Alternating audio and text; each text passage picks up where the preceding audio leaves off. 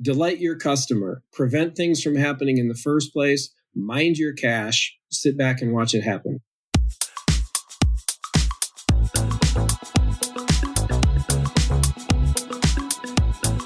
Hey, it's the Profit Answer Man, Rocky Lalvani.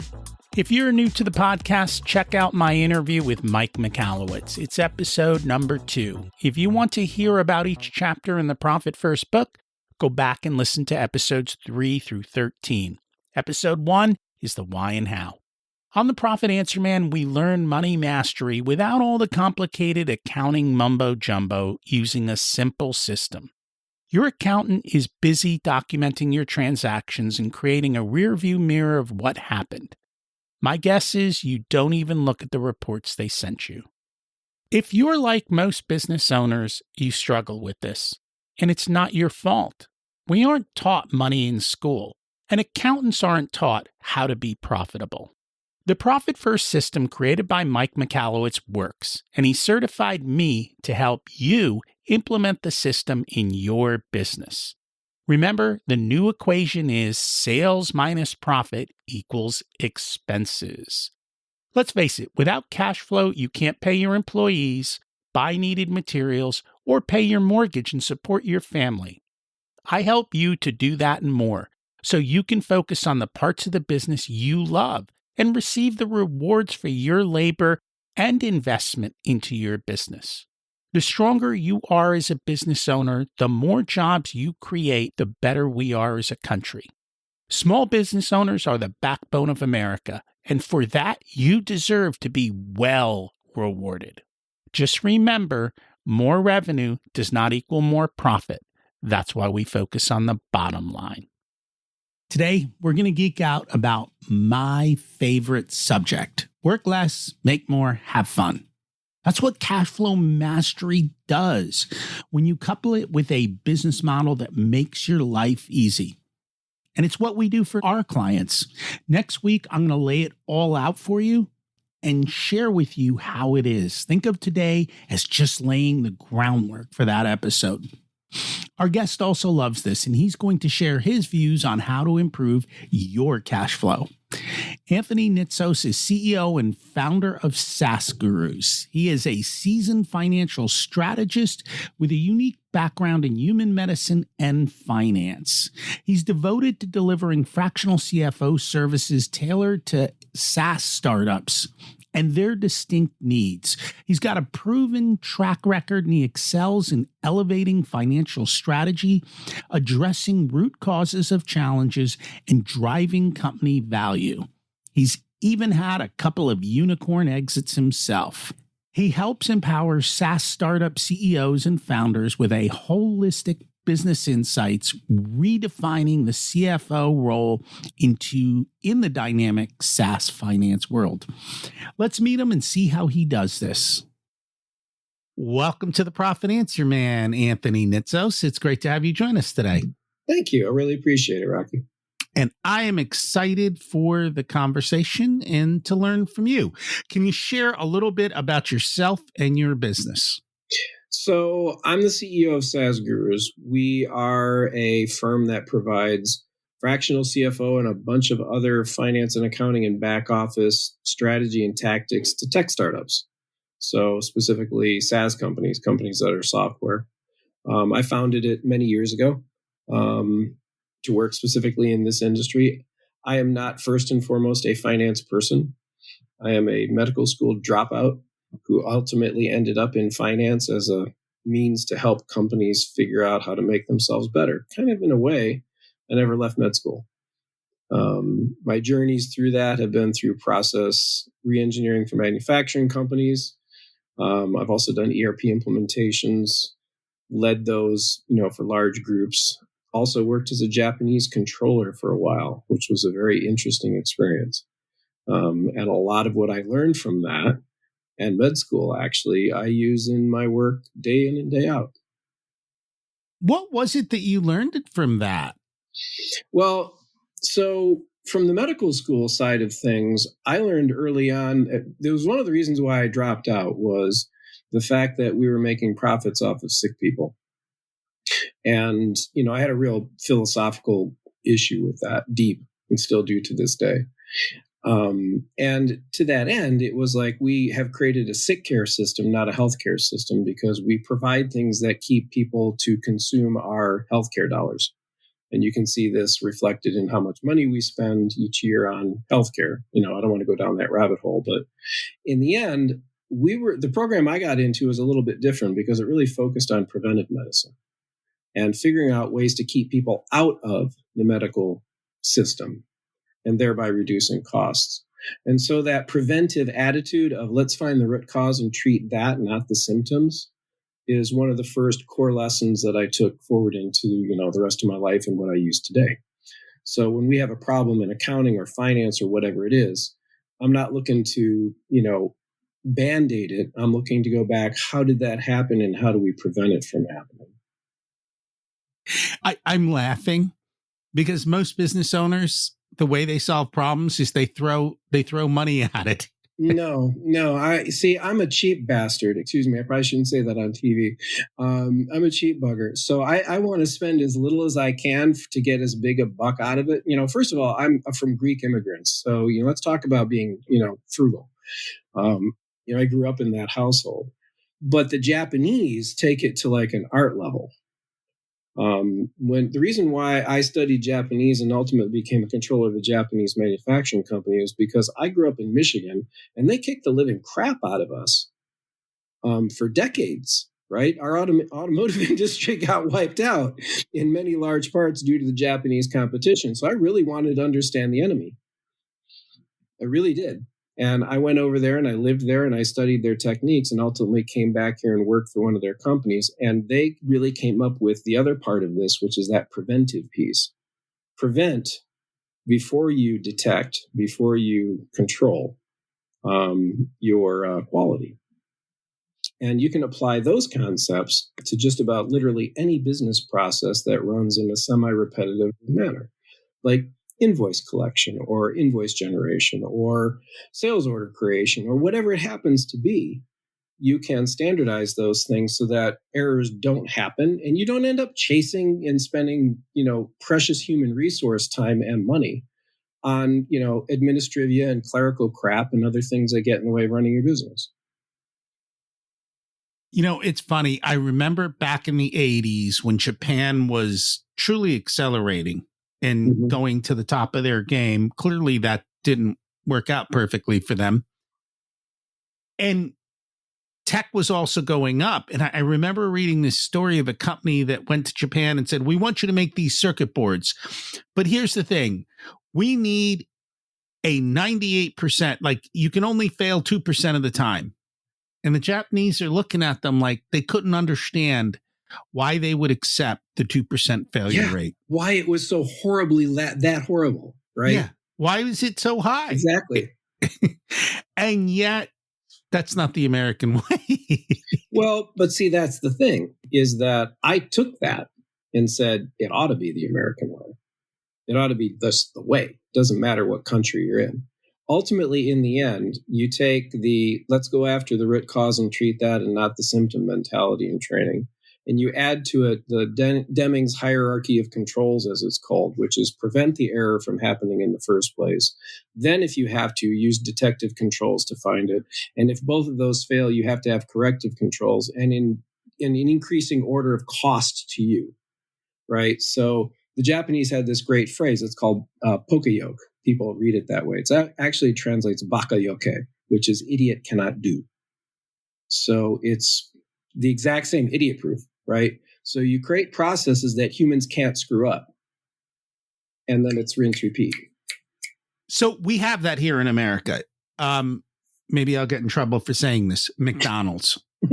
Yeah. Right? I mean, literally. That's no joke. You are absolutely correct.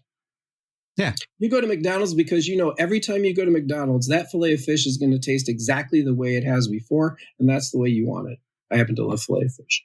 It may not be the way you want it, but it's the way it's always going to be. But it's going to be the same. Well, okay, so they hooked me when I was like 6 and I had my first filet fish. And, here I am. I'm not going to say how many years later and I'm still eating the damn things, right? So it worked. But you're absolutely correct. It is the repeatability of process. And that's a huge amount of money that you can squeeze out of your G&A function that you can then use for sales and marketing, or you can use for, research and development or product development or customer success or something else that actually builds the business. And that's like the tactical level stuff. Then the strategic level stuff is like pricing, or if you're going to take an investment round, what's your pre-money valuation? Or where I come in a lot is what I consider to be the true meaning of the word CFO. It's not chief financial officer. It's cash flow oracle. I need to be the person that can tell you. I literally had this conversation before this podcast with a team of 6 people. We're trying to figure out how to make this company profitable so that it doesn't need to take in any more investment money. Right? And the only way you can do that is with a financial model that gives you the levers to make all those changes and predict cash. We just did an episode where we took 2 companies that were essentially similar P&Ls in the home space and showed how one cannot grow without a ton of cash and the other can grow indefinitely with no cash. And it's because of the timing of when the cash comes in, what the outlays are, when it all comes together. And that's the biggest thing. When I sit with my clients, I'm like, they're like, we want to scale and grow. I go, okay, let's model out, and let's actually just beyond modeling out, let's figure out how to adapt your business so that it is that ladder business, that it can scale and grow without the need for additional cash, because your clients are your cash flow. And if you can time when you get paid versus when you have to pay and you do it well, it's all golden. But most people don't even think about that when they do it. They're just like, let's grow. We'll deal with that later. No. A third lesson that I picked up, the first 2, the medical school thing, and then the Deming's hierarchy of control, was that you cannot spend net income. You can only spend cash. And sometimes our P&L statements are set up in a way that are in a way misleading. As you said, you can take a look at 2 P&Ls next to each other, but that doesn't tell you the cash picture. That just tells you what we call the GAAP, GAAP, generally accepted accounting practices, CPA speak for financial statements that everybody agrees are financial statements, which is really what it is. Just everybody's agreed that that's what it's going to be. Then there is cash flow. And I liken it this way. At one point, I was a CMA, a certified management accountant, and I later became a CPA, a certified public accountant. And they're 2 very different worlds. In the management world, it's all about cash, variable costs, fixed cost, how you're going to get over, your nut. It is definitely profit focused, cash left over for the owners at the end of the world, or at the end of the day. It's not the end of the world. And then this P&L thing was just something that you gave to the auditors. And that makes a lot of sense. And here's the thing, and I want people to realize this. For a small business, predicting cash flow is not that difficult. I have businesses that are $10 million businesses, and they can predict their cash flow in about 15 minutes a month. We set up the systems, processes, and literally every month they spend 15 minutes updating the system, and we can sit down and we go, hey, for the next 6 months, cash flow looks great. Everything's good. Which also drives production, drives sales, drives where we need to be and where we need to focus. But it also takes all the urgency and scarcity and fear out of the entire system. It's like, hey, everything is thumbs up. We can keep going and we don't have to fuss about it. And I'm always just amazed of why people don't do it. I mean, why do you think people just don't do this? Because it's not hard. I think it's because people are afraid that they don't know how to do it, or they're going to look like fools trying to figure it out, or they're going to screw it up. Because ultimately, in the end, we procrastinate because we're afraid. And in this case here, by not doing a cash forecast, is just a form of procrastination. It's something you should absolutely have, just like you should have a dashboard for your car when you're driving. Okay, you should have, a cash flow model for your business to drive it. And those two are indispensable. And I think a lot of owners don't get to it. One, it could be, hey, I'm too busy. You know what? Here's one example. I've got enough money in my bank account. I don't have to worry about that. Okay. This month. I got cash, baby. I got them rolling in it. I'll worry about those details later. You know what? And for a few business owners, that works because their business is that profitable. They just make money but that's the exception. That's not the rule. You know why else it worked? They just got a loan or funding and there's $1 million cash in the bank. Well, okay. Now, borrowed money. There are two worlds that I deal in. I deal in the bootstrap world and I deal in the venture-backed world. And those are two very different animals when it comes to cash flow management. In the venture-backed world, we need to know runway. When are we going to run out of cash and where we need to go out and raise some more equity funding or debt funding, whatever it happens to be. We're going to have to go out and bring in more outside investment. On the bootstrap side of things, it's how much working capital are we generating in order to do other things to grow the business or take a profit. But, in many cases, it's what are we doing to grow the top line? So that's why I said there's really only two metrics, really any business, in my opinion, after doing this for, too many decades to count, it's cash flow management and sales growth. And those are really the only two metrics that you should have like monomaniacal focus on to the exclusion of just about everything else. And you'll win. Yes. And in the end is each of those numbers can have 50 inputs that get you there. And I think that's what people need to realize. It isn't just as simple as two numbers. It's having the systems and processes to capture everything to get to those two numbers. Yep. And that's what in the same way, we provide people with that dashboard. Yeah. And for us, the dashboard starts with lead flow. How many people are interested in your business? And how many of those leads convert into sales? And then how many of those sales stick? And then at the other end of that thing is, when do you actually get paid for a sale? You get paid when they sign the order. You get paid 90 days after you deliver a finished product. Mm-hmm. Do you get paid every month on a consistent basis? Is it recurring rep? Like there's a million ways we can play in that space. And you get you can build your business model however you want with the same kind of business. And I think that's what a lot of people don't realize. You can take the same business and build it 100 different ways. Because we specialize in SaaS, there's actually a fairly unique set of ways of making it really efficient because of software and the nature of it.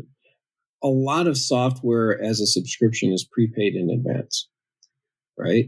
Yeah, I can see your eyes light up already. Yes, that means you're getting the cash today for delivering the service over the next 12 months or whatever it happens to be. And that gets back to the net income ain't cash, and you can spend one and you can't spend the other one.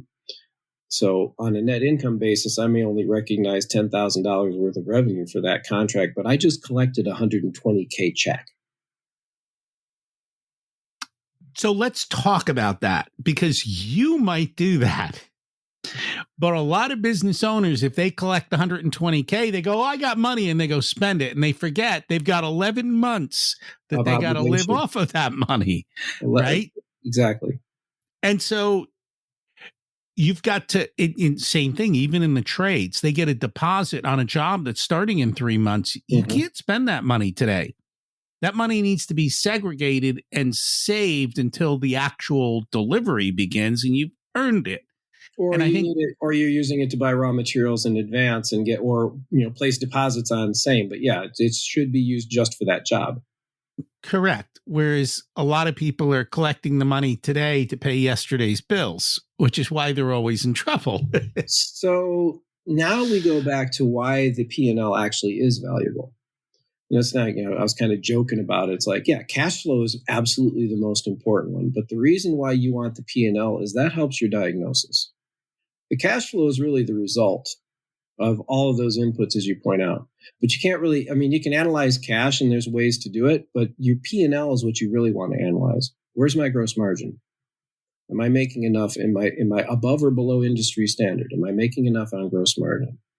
And if you don't know what gross margin is, after being able to predict cash, this is the first accounting number you really should know and live by, because it's the cash that comes off of your sales activity. And that, in our world, especially in the software world, that's what software is so highly desired as an investment category, is because gross margin for a software company should be at or above 80%.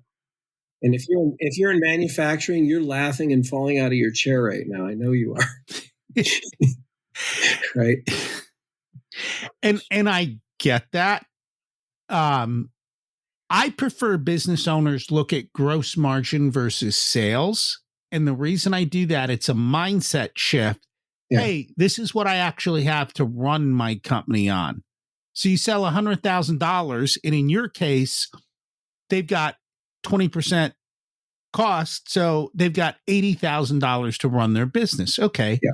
We go to a manufacturing company, they get $100,000 in sales. Oh, I got a big sale. They got a 70% cost of delivery. Right. I've got $30,000 to run my business on. And I think that's the key. How much do you really have to spend to run your business? Is it 80? Is it 30? And that's what gross margin tells you. And that's why I think you're correct. Instead of just looking at top line revenue, it's, hey, how much money do I actually have available to spend after I deliver? So we have what we call the big 5 metrics. And I think these apply to software as well as any business. Okay. And the first one is your annualized revenue. What is your run rate? Okay, I'm at $1.2 million. I'm at what is your sales run rate? Immediately after that, what's your retention rate? Right? Of your customers, it's way easier to get a repeat customer than it is to get a new one, because they're already in the house. You treat them right, you give them the right product, you do the right customer success. That's that net retained revenue that we call it. Right after your annualized rate, the net retained revenue. Right after that's gross margin. We need to know what your gross profit is, because it is the single most important indicator for your cash flow health in your company, in my opinion, bar none. The other thing after that's CAC, cost to acquire customer, because that shows you how efficient your sales and marketing effort is. Because CAC is very easy to measure. It's the amount of sales and marketing dollars, and this goes back to why your profit and loss statement has to be set up right, so you can pull that right out. That's what my sales and marketing cost is. How many dollars of sales and marketing do you spend to get a new dollar of business? New dollar of recurring annual business, repeat business, not just one-time business. That's a hugely important metric, because it shows how efficient your sales and marketing effort is. If you get a new dollar of business for less than $1 of sales and marketing expense, you're ahead of the game. If it's costing you more, behind the game. It also depends on how long that customer lives with you. Is it a 3-year customer? So if I spend $1 to get $3 of business over the next 3 years, that's a pretty good return on investment, isn't it? In your world, it is, with 80% margin and recurring revenue. Right. So, but if somebody is a roofer, that's different. It's not going to work, because it's a one-time thing. It's a one-time thing, and they don't have the margin. Unless you build in, here, I'll throw in my recurring revenue hat in the ring. You have some sort of ongoing annual maintenance contract with them. Correct. And that is really where we get into the magic that we bring. It's, hey, you're a roofing company. How do I turn that into a recurring revenue company? Because it's all about recurring revenue. We're moving away from a world where it's buy it once to it's rented. Your software is a prime example. You don't buy Excel anymore and download it to your computer. Those days are long gone, right? You pay it as part of your Microsoft Office, subscription, and you get Word with it and everything else. Same thing for G. So we've moved away from a world where a lot of stuff is purchased one time to where it's basically annuitized revenue, which you just pointed out, recurring revenue. And I'm shocked. There are actually people now who will rent their home heating and air conditioning system. Instead of buying the actual equipment, there are vendors out there that will now rent it to you. So they come in and install it and you just get charged a certain amount per month for it. You don't have to pay the upfront. Yeah. Why not? And you technically don't own it because you're renting it, which, it's bad enough when you have a bad month and you can't pay the gas bill. I was about to say, how do they enforce that? Does Vito come to the front door and break the lock to come in and grab it? It's like, how do you enforce that? I don't know. Okay, that raises a very good, I'll tell you what, though, that raises a really good point. It's called accounts receivable collection. Yes. Right? And what we just talked about was, okay, you can rent a furnace to somebody, but what happens if they don't pay the bill? Well, it's not like you can break the door down and come in. But with a recurring revenue stream where you are providing something to them each month, you have an off switch. You don't pay your bill, you don't get your software. And, people do that in the car business where they have kind of these ignition locks. You don't pay your bill, they turn off the car. I think I have to pay for OnStar to keep my Bolt running. The buggers have me by the short hairs. It's like if you don't buy OnStar, maybe I'm an idiot, but you don't buy OnStar, the car won't run. And I'm like, what? So they have like a built-in $60 a month that I have to pay General Motors. You shouldn't have to pay for OnStar. I don't know. Like I said, sometimes I just, I don't have time to deal with it. But it gets back to the point of creating a recurring revenue stream off of your one-time business is a huge strategic advantage for you cash flow-wise, if you can do it. In the software world, it's actually the opposite. We want that recurring revenue on a subscription. We really don't want to pay for services. And the reason is that when it comes to valuing a business for either sale or investment, the reason why we're so focused on that sales number in addition to cash is our valuation is very strongly linked to our actual recurring revenue stream more than anything else. So in the roofing business, it's probably like EBITDA or some other, cash flow metric that would be generating, the multiple for a valuation for a sale. But in software, it typically is your sales rate. They did that in the car wash business too. Because now people pay monthly for car wash instead of per car wash. And so the car washes that have monthly recurring revenue at a decent rate, the curve is over, but they were selling at ridiculous multiples for those businesses because there was nobody there. So no employee and recurring revenue. It was just repair costs and real estate costs. What you're telling me is really high gross margin. Yes. High gross margin businesses have higher multiples of revenue. Of course, that's the free cash flow model. So it all comes back to cash. It keeps coming back to the same thing. You need to manage your cash. And in order to do that, you need the systems in place to give you a way to predict it and analyze what happened. And I say I spend 80 to 90% of my time on Zoom calls interacting with my clients. It's about cash management. And it's like my favorite gym. They only charge $10 a month because for $10 a month, you get to say you belong to a gym and it's not worth the hassle of canceling, just like it's not worth your hassle of canceling the OnStar. And so you just collect money without doing anything. And that to me is truly an ultimate business. That is your nirvana when it comes to recurring revenue, is the customer who cannot be bothered to turn you off. And you don't have to do anything for them. It's pure gross margin. It's 100% gross margin. It takes a while to figure out how to build that business.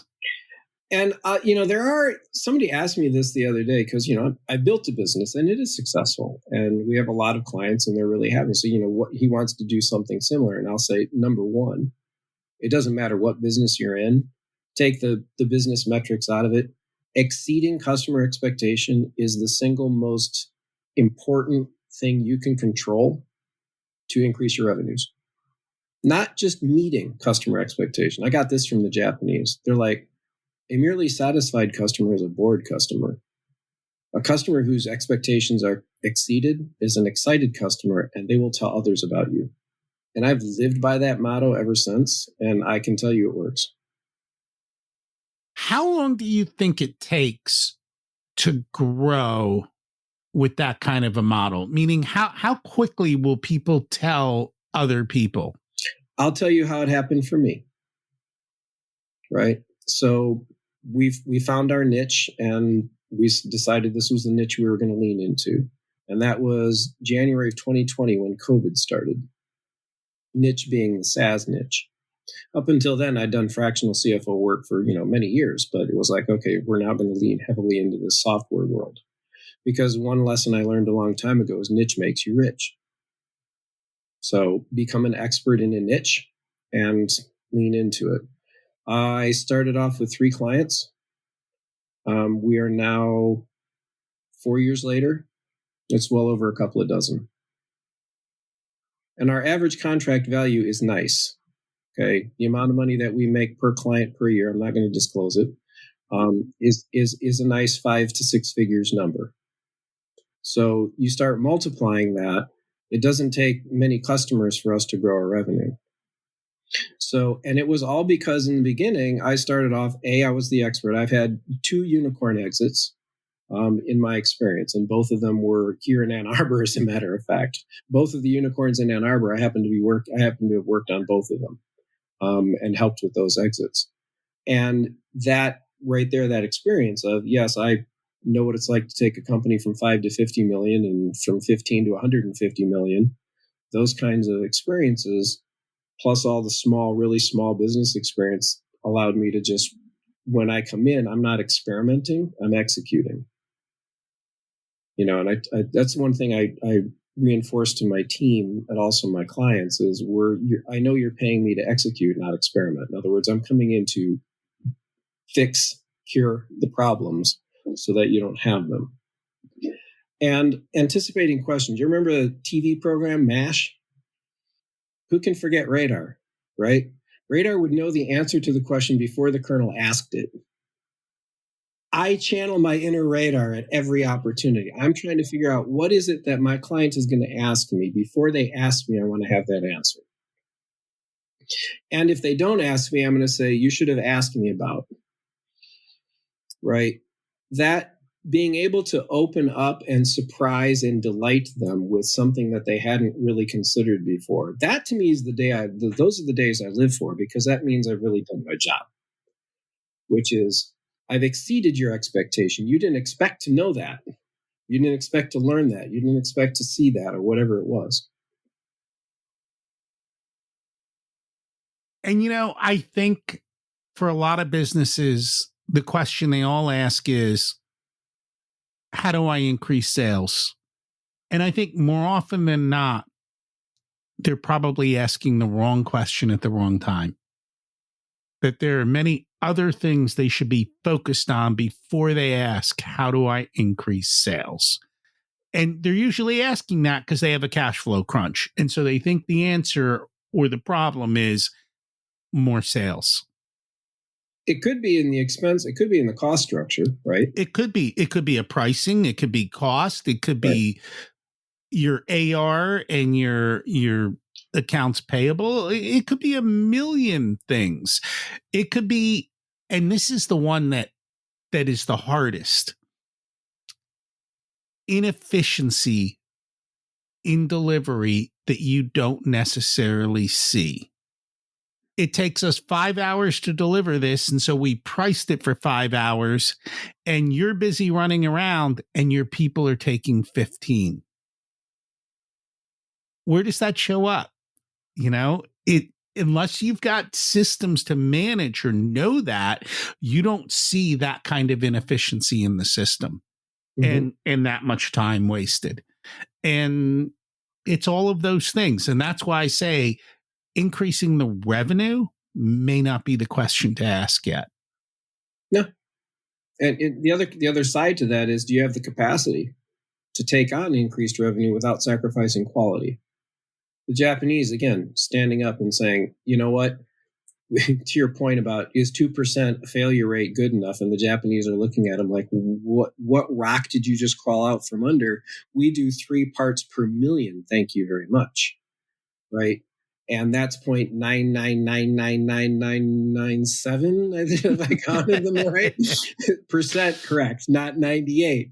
It's the way I was taught to me was Sony, the original guy that started Sony, Morita was his name. And he was asking his team, what that failure rate was, and they had gotten it down to 6 or 7. He said, "Do you know what that failure rate is to the person who receives it? 100%." Right? And it was like, we want 0 defects. And that mentality is more important than the actual achievement. You may never actually get to 0 perfection, right? But in the computer world, you can. Because there aren't humans doing the calculations and programs. It's, a machine doing it, right? To the extent that a cosmic ray comes in and causes it to go blip, right? But, you take that out of it. And that was the reason why that Edwards Deming was such a god to the Japanese, is because he came up with that concept of prevent them from happening in the first place, and your defects go away. And then you don't have to waste any money looking for them, and certainly not a lot of money fixing them. Which reminds me, when the Japanese run the auto lines, it is the frontline worker that has the power to stop the line. Yep. And when the frontline worker stops the line, all the managers run over and go, "How can we help you?" Not quite, but that's effectively that's what happens. Is the andon light goes on? I think it's called the andon light. Boom. The line stops. They know exactly where it is because there's a blinking light on the factory floor saying, "It's me who stopped it." And yes, they're doing that because they're saying, "Look, the part you gave me has a problem on it. Here's the problem. We're back in the chain. Did that start? And now let's prevent it." And that's the poka-yoke. That's the poka-yoke, which is prevent them from happening. And that comes back to the concept, if you're not talking to the frontline worker and listening and taking feedback, you are the problem. Yeah. And you've got to make sure. Rocky, did you realize that you were an Edward Deming's disciple? Because that's exactly what he taught. His ideas were radical. They threw him out of the United States. And, so MacArthur brought him over to Japan to say, "Here, rebuild this country." And he did. They have their top quality award named after him for a reason, because he taught the Japanese how to scale. Edward Demings is the reason why Detroit was able to flip the switch from automotive manufacturing to war manufacturing in less than 6 months, because Edward Demings had created statistical process control, came in and showed the Japanese automakers how to do it. And that's how the United States ultimately won World War II. We simply outmassed and outweaponed everybody else on the planet. That guy was the same guy that MacArthur said, "Come over to Japan and help me rebuild their economy after we'd bombed the living daylights out of it." That same economy that came back in the 1980s and kicked the living daylights out of the American automotive industry because their products were better built, lower cost, and lasted longer. I still own a Toyota. Well-made cars. That's all I can say. They're rocks, okay? They're rocks. Okay? Just don't break. You can apply all of those techniques to your business. If you take nothing else away from this podcast, you can apply all those techniques, and they're not that difficult. Delight your customer. Prevent things from happening in the first place. Mind your cash. Sit back and watch it happen. And I agree with you. It is a lot simpler. It's funny. I was just at an event, and it really dawned on me. Even when you show somebody how to do something in the simplest way that's guaranteed success, they all don't want to do it that way. They want to do it their way and run around. And I think for the business owner, making sure that everyone is following the system is the key to it. And we kind of talked about McDonald's.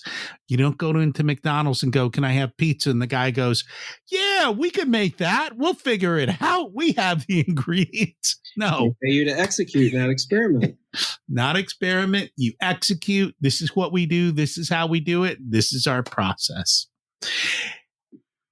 If people would like to learn more about you and your company, what is the best way for them to do that?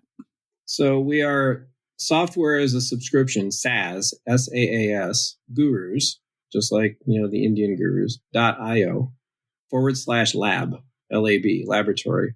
Go there. There's free download. There's stuff that explains what we do. We are the doctors of dollars. We cure, dollar problems for software tech companies. That's what we do. And I love it. Thank you so much for joining us today. Thank you. Do you want to achieve this? Do you want someone to do it for you? Well, if you're tech, ask Anthony. If you're another business, I can help. This is what we can do so you can enjoy and have fun while making money, because that's why you went into business, right? Isn't that why you wanted to do this? So let's make it happen, because the reality, as you've heard, is you don't need more resources. You need to be more resourceful. We shared lots of ways to do this. Remember to focus on the bottom line, not just net profit, but your time and commitment. If you'd like for us to be a part of your profitability journey, we have different programs available ranging from do-it-yourself to one-on-one coaching. Our course, The Profit Blueprint, teaches you everything you need to know to transform your profitability. There are 3 different tiers ranging from DIY to done with you so that businesses of all sizes can get the support that's best. Join the waitlist in the show notes to get more information and be a part of the next cohort. If you want a done-for-you service, you can hire us as your Chief Profitability Officers. We only work with a handful of clients, so they all get our full attention. We work with business owners who have or are growing to $500,000 to $10 million in revenue. You can use the scheduling link in the show notes to get on our calendar for a good fit conversation to see if we're the right people to support you and how we can help you. Remember to check out my other podcast, Richer Soul, where we talk about how to live the ultimate life and be the best business owner you can be. As we close out, let's repeat the mantra. Revenue is vanity, profit is sanity, and cash is king. Have an abundant and profitable week.